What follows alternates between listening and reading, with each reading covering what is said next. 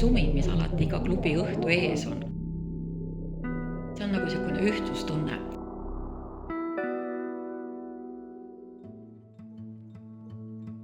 Meie perest oli siis perepea Andres oli seal ja tuli siis tagasi koju ideega, et võiks teha raamatuklubisi. Täna oleme väga pikalt ja juba 12. aastat seda teinud, siis see on tegelikult ime. Ega ma ise ka ei osanud arvata seda.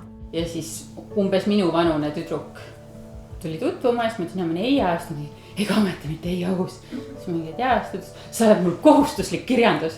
Ja mul tundus see nii uskumatu, sest kohustuslik kirjandus on nagu Liidia Koidula. Raamatuklubid on kindlasti oma koha leidnud meie kogukonnas ja ta on kasvanud selles mõttes, et võib-olla tuntusega. Ja miks? Sellepärast, et meil on olnud juhuseid, kus näiteks Kolga muuseumisse on kirjutatud, et siin on klubi õhtud, et kas saan tulla ka külla.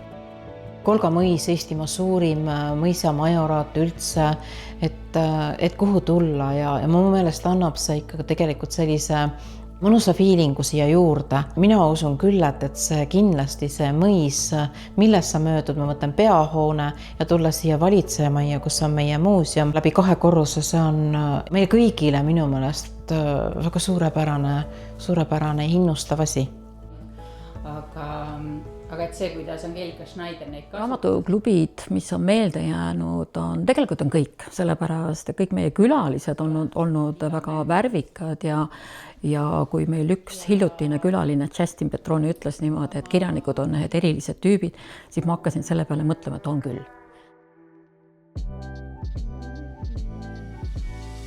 Kuna meil kogu aeg ei ole olnud kasutusel need saalid, siis paljud kirjanikest on rääkinud meie näituse saalis, nii et meie pealtvaatajateks on lisaks 40 inimesele näiteks 250 nukku või mingi 300 mängukaru, et täiesti sellised erinevad situatsioonid.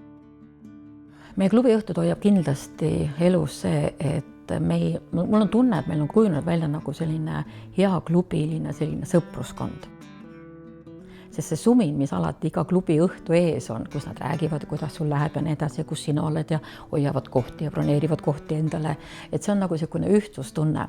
Ja kui küsida seda, et miks ma seda teen või miks ma seda jätkuvalt kindlasti teen edasi, see on see koht, kus sa näed tegelikult, et sa annad nagu inimestele, aga seda rohkem sa saad iseenesest tagasi.